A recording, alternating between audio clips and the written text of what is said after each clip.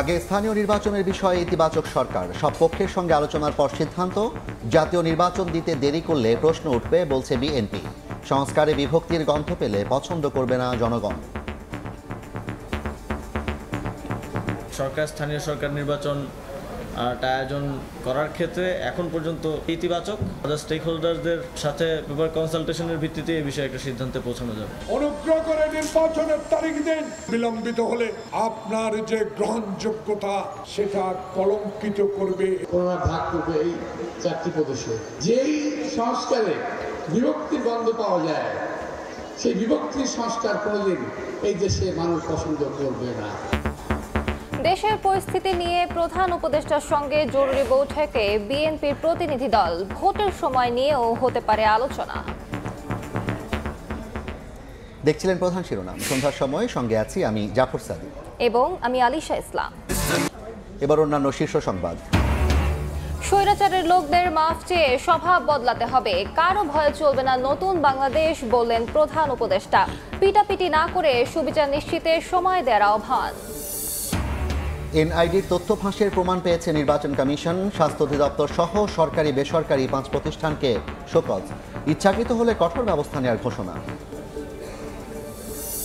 Operation devil হান্টে গাজীপুরে গ্রেপ্তার আরও 100। পুলিশের জালে সিরাজগঞ্জের সাবেক এমপি চয়ন। রাঘব বল থেকে চুনোপুঁটি, ছাড় পাবে না কেউ, হুঁশিয়ারি স্বরাষ্ট্র উপদেষ্টা। এবং সুদহার ও বেসরকারি খাতে ঋণ প্রবৃদ্ধি অপরিবর্তিত রেখে মুদ্রানীতি ঘোষণা। মূল্যস্ফীতি 7-8% নামানোর লক্ষ্য, বিনিয়োগ বৃদ্ধির আশা ক্ষীণ।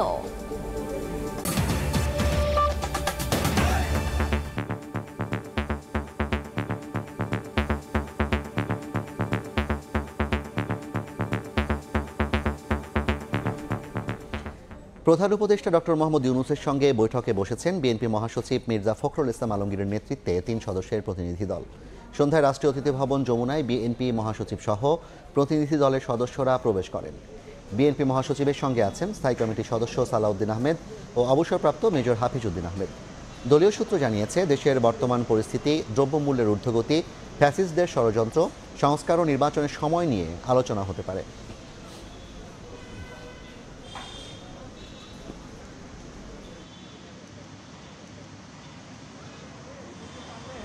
এই মুহূর্তে প্রধান উপদেষ্টার বাসভবন যমুনার সামনে আছেন সহকর্মী আহমেদ সালেহীন। সরাসরি যাচ্ছি তার কাছে। সালেহীন,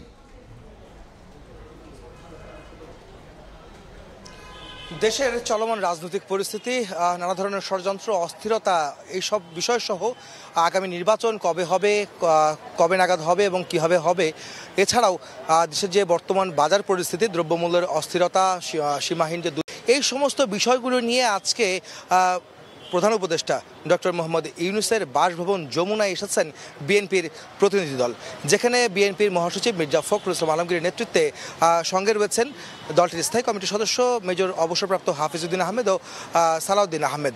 এই 3 জন কিন্তু ঠিক 6টার পরপরই এই যমুনায় প্রবেশ করেন এবং তারা বৈঠকে অংশ নেন ডক্টর মোহাম্মদ ইউনূসের সঙ্গে, যেখানে কয়েকজন উপদেষ্টা রয়েছে। আমরা জানতে পেরেছি কয়েকজনের উপদেষ্টার গাড়িও কিন্তু আমরা দেখেছিলাম বিএনপির প্রতিনিধি দল আসার আগে তারাও কিন্তু ভিতরে প্রবেশ করেছিলেন।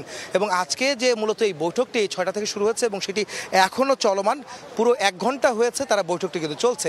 এবং এই বৈঠকে মূলত আগামী নির্বাচন কবে নাগাদ হতে পারে, কিভাবে হবে এবং এই বছরের মধ্যে নির্বাচন সম্ভব কিনা, যেটি বিএনপি দাবি করে আসছে যে এই বছরের মধ্যেই নির্বাচন হওয়া বা অনুষ্ঠিত হতে পারে, সেই বিষয়গুলো যৌক্তিকতা তুলে ধরতেই কিন্তু আজকের এই বৈঠকটি অনুষ্ঠিত হচ্ছে বলে আমরা জানতে পেরেছি। একই সঙ্গে দেশে যে বর্তমান যে চলমান রাজনৈতিক পরিস্থিতি এবং যে অস্থিরতা তৈরি হচ্ছে সামাজিকভাবে, নানা রকমের যে আন্দোলন, দাবি দাওয়ানের, রাজপথ অবরোধ করা সহ বিভিন্ন অস্থিরতা রয়েছে, সেসব বিষয়গুলো কিন্তু এখানে আসছে, এই বৈঠকে আলোচনা হচ্ছে।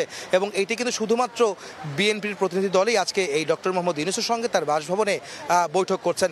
আপনারা জানেন যে এর আগে যতবারই বৈঠক হয়েছে বিভিন্ন রাজনৈতিক দলের সঙ্গে, ডক্টর মোহাম্মদ ইউনূসের সঙ্গে তার যমুনার বাসভবনে বৈঠক হয়েছিল, সেবার কিন্তু বিএনপিও অংশগ্রহণ করেছিল। তবে এবার শুধুমাত্র বিএনপি অংশগ্রহণ করছেন। তার বৈঠকে তারা জরুরি বৈঠক ডেকেছে, গতকাল আমরা জানতে পেরেছিলাম।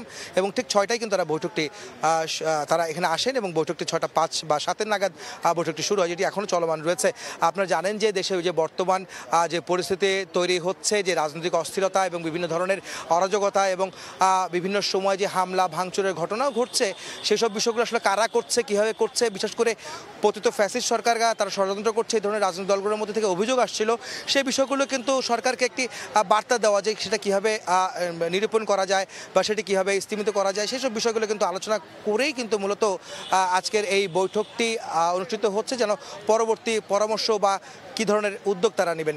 তো এখনও পর্যন্ত বৈঠকটি চলছে, কিছুক্ষণের মধ্যে হয়তো বৈঠক থেকে বেরিয়ে এসে মির্জা ফখরুল ইসলাম আলমগীর এবং বিএনপি যারা প্রতিনিধিদল আছেন তারা গণমাধ্যমে বক্তব্য রাখবেন, তারা জানাবেন আসলে বৈঠকের আলোচনায় কী ছিল। তো এই ছিল আমার কাছে যমুনায় অর্থাৎ ডক্টর মোহাম্মদ ইউনূসের বাসভবনের সামনে থেকে তাদের বৈঠকের সবশেষ খবর। সরাসরি যুক্ত ছিলাম প্রধান উপদেষ্টার বাসভবন যমুনার সামনে থেকে। সংসদ নির্বাচনের আগে স্থানীয় নির্বাচন করার বিষয়ে সরকার ইতিবাচক, সব পক্ষের সঙ্গে আলোচনা করে চূড়ান্ত সিদ্ধান্ত নেওয়া হবে বলে জানিয়েছেন স্থানীয় সরকার উপদেষ্টা আসিফ মাহমুদ। আওয়ামী লীগ আমলে পিরোজপুরে প্রকল্পগুলোতে ১৬৪৮ কোটি টাকার দুর্নীতি হয়েছে জানিয়ে তিনি বলেন, লুটপাটে জড়িতদের বিরুদ্ধে ব্যবস্থা নেওয়া হবে। অর্থাৎ চুক্তি মূল্য যে কন্ট্রাক্টর। সংসদ নির্বাচনের রোডম্যাপ নিয়ে আলোচনার মধ্যেই আলোচনায় আসে আগে স্থানীয় সরকার নির্বাচনের বিষয়ে। এ নিয়ে সরকার নীতিগত সিদ্ধান্ত নিলেও চূড়ান্ত সিদ্ধান্ত হয়নি বলে জানান স্থানীয় সরকার উপদেষ্টা আসিফ মাহমুদ সজীব ভুইয়া। সরকার স্থানীয় সরকার নির্বাচন আয়োজন করার ক্ষেত্রে এখন পর্যন্ত যদিও কোনো চূড়ান্ত সিদ্ধান্ত হয়নি, তবে ইতিবাচক।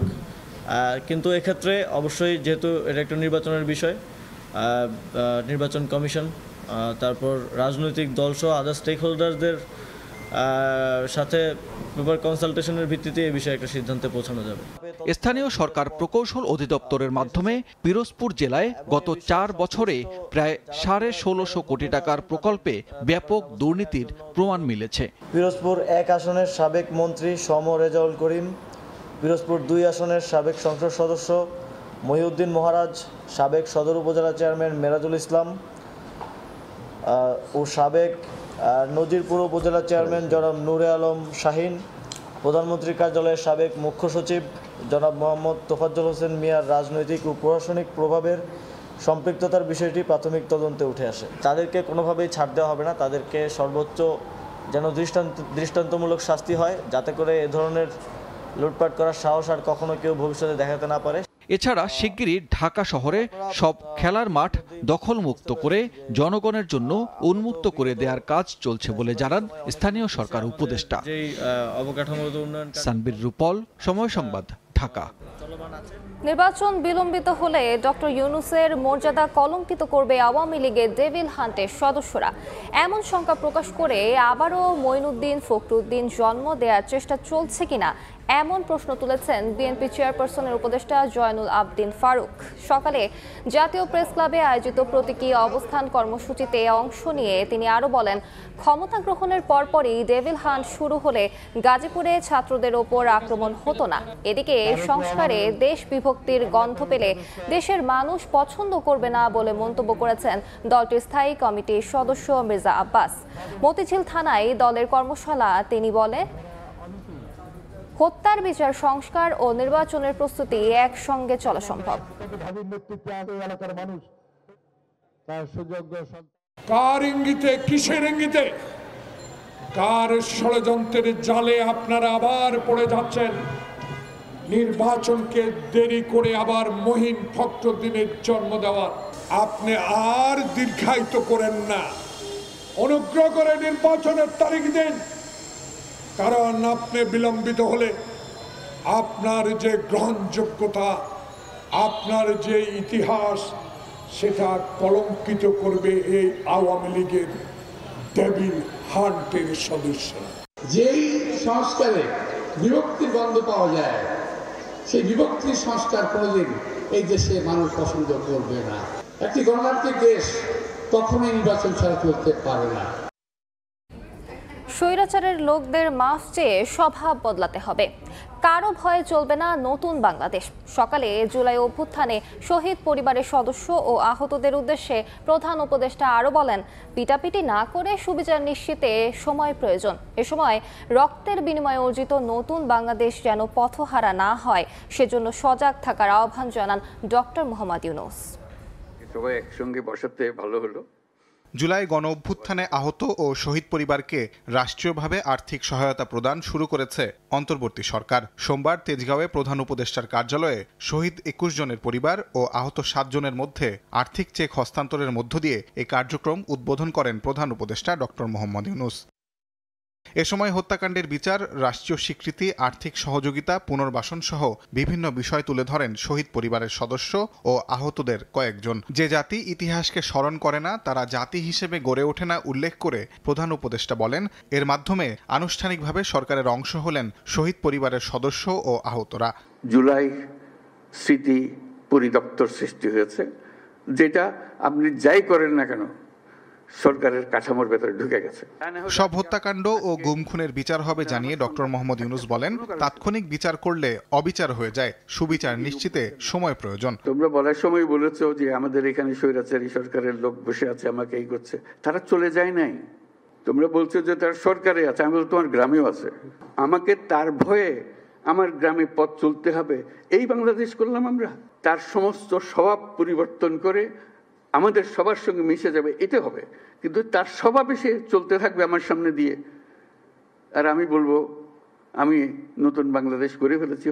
হলো না, সে আমারে পিটবে, আমি পিটবো, এটা এই পিটাপিটির শেষ কোনোদিন হবে না। তাদেরকে বোঝাতে হবে তোমাদের রাস্তা ভুল, যা করেছো মাপ চাও। তোমরা বিচারের কথা বলেছো অনেক সময়, বিচার তো হবে, বিচারের কাজ সরকারের দায়িত্ব বিচার করা। এবং তোমরা তাৎক্ষণিক বিচার চেয়েছো, এখানে অনেকে তাৎক্ষণিক এক্ষুনি বিচার চাই। বিচারের মুশকিল হলো যে তাৎক্ষণিক হয় না এই জিনিস, কারণ তাৎক্ষণিক হতে হলে অবিচার হয়ে যায়। বিচারের মূল জিনিসটা হলো এটা সুবিচার হতে হবে। রক্তের বিনিময়ে যে স্বাধীনতা এনে দিয়েছে জুলাইয়ের শহীদেরা, সেখান থেকে যেন পথ হারা না হয় দেশ, সে বিষয়ে সজাগ থাকতে বলেন প্রধান উপদেষ্টা। এটা পথে উঠিয়ে দিয়েছেন, কিন্তু পথের থেকে পড়েও যেতে পারে, কাজে সেটাতে আমাদের সার্বক্ষণিক সাবধান থাকতে হবে, আপনাদের নজর রাখতে হবে। আমরা এনে দিলাম, খবরদার এটাকে নষ্ট করে ফেলো না।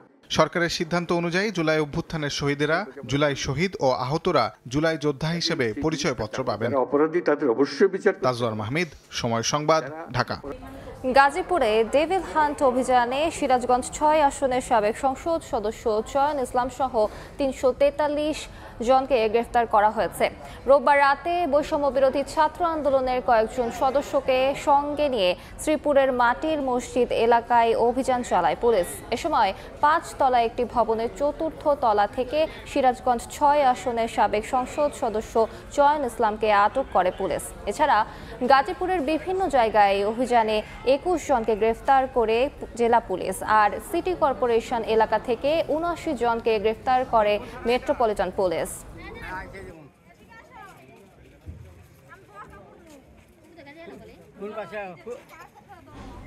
সন্ধ্যার সময় আরো থাকছে। চ্যাম্পিয়ন্স ট্রফির প্রস্তুতি নিয়ে অসন্তুষ্ট tiger head coach Phil Simmons আস্থা রাখতে চান দলীয় পারফরম্যান্সে। শিরোপা জেতা অসম্ভব নয় বিশ্বাস ক্যারিবিয়ানের। গাজার মালিকানা কিনে নিতে যুক্তরাষ্ট্র দৃঢ় প্রতিজ্ঞ বলে মন্তব্য করেছেন মার্কিন প্রেসিডেন্ট ডোনাল্ড ট্রাম্প। যুদ্ধবিধ্বস্ত গাজাকে একটি বড় আবাসন প্রকল্প বলে উল্লেখ করেন তিনি। যুক্তরাষ্ট্র গাজার পরিপূর্ণ নিয়ন্ত্রণ নিয়ে অন্যান্য আরব রাষ্ট্রকে গাজা পুনর্গঠনের দায়িত্ব দিতে পারে বলেও জানান মার্কিন প্রেসিডেন্ট। ট্রাম্পের এই পরিকল্পনাকে বাহবা দিয়ে নেতানিয়াহু বলেন, সৌদি ভূখণ্ডে স্বাধীন ফিলিস্তিন রাষ্ট্র প্রতিষ্ঠার জন্য যথেষ্ট জায়গা রয়েছে, এর জন্য গাজার কোনো প্রয়োজন নেই। চ্যাম্পিয়ন্স ট্রফির আগে অনুশীলনের জন্য পুরো স্কোয়াডকে একসঙ্গে বেশি সময় না পাওয়ায় প্রস্তুতি নিয়ে সন্তুষ্ট নন বাংলাদেশ ক্রিকেট দলের হেড কোচ ফিল সিমন্স। অনুশীলন ক্যাম্পের 3য় দিনে সংবাদ মাধ্যমের মুখোমুখি হয়ে এই কথা জানান তিনি। It's not the best preparation. আমি জানি এটা আদর্শ প্রস্তুতি নয়। চ্যাম্পিয়ন্স ট্রফির আগে সবাই যখন ওয়ানডে খেলছে তখন আমরা একটা টি20 টুর্নামেন্ট শেষ করলাম। এখন বিশ্রামে সময় কাটাচ্ছে ক্রিকেটাররা। দেখা যাক, এখানে যে 2-1টা সেশন পাবো, আশা করি সমস্যাগুলো নিয়ে কাজ করতে পারবো। শান্ত বিপিএলে ম্যাচ পায়নি, এটা তার জন্য ভালো ছিল না, তবে সে মানসিকভাবে অনেক শক্ত আছে। আমরা তার ফর্ম নিয়ে চিন্তিত হলেও আমি জানি সে ফিরে আসবে। স্কোয়াডে থাকা সবাই যদি একাট্টা থাকে, একটা দল হিসেবে পারফর্ম করে, তাহলে যে কোনো ফলাফল সম্ভব। আমি কোনো কিছুকেই অসম্ভব মনে করি না। যদি শিরোপা জেতার আত্মবিশ্বাস না থাকতো তাহলে কিন্তু আমি এখানে থাকতাম না। প্রধান উপদেষ্টার সঙ্গে বৈঠক শেষে বেরিয়ে ব্রিফ করছেন বিএনপি মহাসচিব মির্জা ফখরুল ইসলাম আলমগীর। সরাসরি যাচ্ছি সেখানে। যে প্রতিষ্ঠানগুলো আছে বিভিন্ন যে বাহিনীগুলো আছে তাদের সামনেই এই ঘটনাগুলো একের পর এক ঘটেছে, যেটা আমরা মনে করি দেশের সার্বিকভাবে দেশের যে আইন শৃঙ্খলা পরিস্থিতি স্থিতিশীলতা তাকে যথেষ্টভাবে বিপন্ন করেছে এবং ফ্যাসিবাদকে সুযোগ করে দিয়েছে তাদের এই সম্পর্কে একটু কথা বলার। দ্বিতীয়ত হচ্ছে যে আমরা এই সরকারের সঙ্গে যেটা বারবার বলে এসেছি, এটা অন্তর্বর্তীকালীন সরকার, সুতরাং দ্রুত নির্বাচনের জন্য আমরা তাদেরকে আবারও তাগাদা দিয়েছি এবং ন্যূনতম যে সংস্কার সেই সংস্কারগুলো সম্পূর্ণ করে যে কাজ তারা করেছেন ইতিমধ্যে কমিশন রিফর্ম কমিশন করেছেন একটা, তাদের সঙ্গে আলোচনার ভিত্তিতে আপনার একমত হওয়ার প্রেক্ষিতে আপনার কনসেনসাস হওয়ার প্রেক্ষিতে আপনার দ্রুত নির্বাচন দেওয়ার বিষয়টা আমরা তাদের সঙ্গে কথা বলেছি। আমরা প্রশাসনে যে সমস্ত ব্যক্তি এখনও যারা দোষর ছিলেন ফ্যাসিবাদের এবং যারা ক্ষতিগ্রস্ত করেছেন বাংলাদেশকে সামগ্রিকভাবে, তাদেরকে আইনের আওতায় আনার জন্য এবং একই সঙ্গে তাদেরকে প্রশাসন থেকে সরিয়ে দেওয়ার কথা আমরা বলেছি। আমরা যারা অর্থনীতির ক্ষতি করেছে, লুট করেছে, যারা লুণ্ঠন করেছে, তাদেরকে আমরা আবারও ফিরিয়ে আনার জন্য, টাকা ফিরিয়ে আনার জন্য একই সঙ্গে তাদেরকে আইনের আওতায় নিয়ে আসার জন্য আমরা সেটা দাবিগুলো করেছি। আমরা একই সঙ্গে যে কথাগুলো বলেছি তা হচ্ছে যে বিগত 15 বছর 16 বছরে যে মিথ্যা মামলা দিয়ে রাজনৈতিক নেতা কর্মীদেরকে যে হয়রানি করা হয়েছে সেই মামলাগুলো প্রত্যাহার করার ব্যাপারে আমরা নীতিগত সিদ্ধান্ত কথা বলেছি। তারা একমত হয়েছেন, তারাও আপনাদের সামনে কথা বলবেন, এই বিষয়গুলো তারা একমত হয়েছেন। আমরা দ্রব্যমূল্যের ব্যাপারে অত্যন্ত জোরালোভাবে বলেছি যে এই সরকারের অন্যতম প্রধান ব্যর্থতা হচ্ছে দ্রব্যমূল্য নিয়ন্ত্রণে না নিয়ে আসতে পারা। সেটা তারা বলেছেন যে তারা এটার উপর কাজ করছেন, এই কাজগুলো তারা দ্রুততর করার চেষ্টা করবেন। সব শেষে আমরা আপনার আইন শৃঙ্খলা পরিস্থিতির কথা বলেছি এবং একই সঙ্গে আমরা সব শেষে যে কথাটা বলা আবারও বলেছি যে আপনার এই একটা আপনার কী চলছে অভিযান, সেই অভিযানটা হচ্ছে ডেভিল হান্ট। আমরা অতীতেও অনেক অভিযান দেখেছি, সেই ধরনের কোনো পুনরাবৃত্তি যেন না হয়, অর্থাৎ কোনো ইনোসেন্ট মানুষ যারা আপনার যেন না হয় এবং এটা নিয়ে আবার যেন কোনো রকমের সমস্যা তৈরি করা না হয়, এই কথাগুলো আমরা অত্যন্ত জোরের সঙ্গে বলেছি। প্রধান উপদেষ্টা এবং তার সঙ্গে যারা ছিলেন তারা আমাদেরকে আশ্বস্ত করেছেন যে অতি দ্রুত তারা নির্বাচনের ব্যবস্থা করছেন এবং তিনি বলেওছেন যে ডিসেম্বরের মধ্যে তিনি নির্বাচনের ব্যবস্থা করার জন্য তারা কাজ করছেন।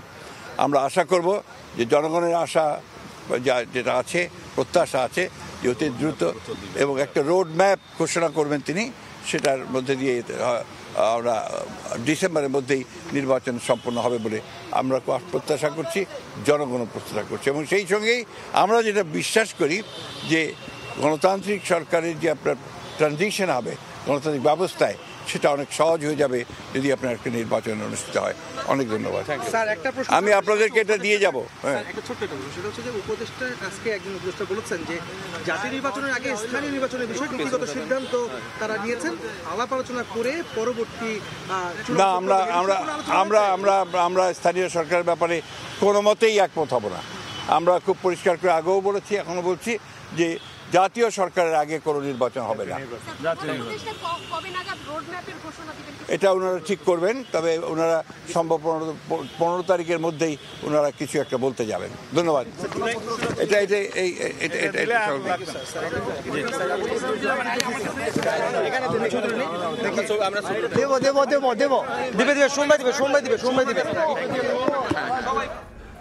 প্রধান উপদেষ্টার সাথে বিএনপির 3 সদস্যের প্রতিনিধি দলের বৈঠক শেষে সাংবাদিকদের ব্রিফ করছিলেন বিএনপি মহাসচিব মির্জা ফখরুল ইসলাম আলমগীর। আমরা এতক্ষণ সরাসরি তার বক্তব্য শুনছিলাম।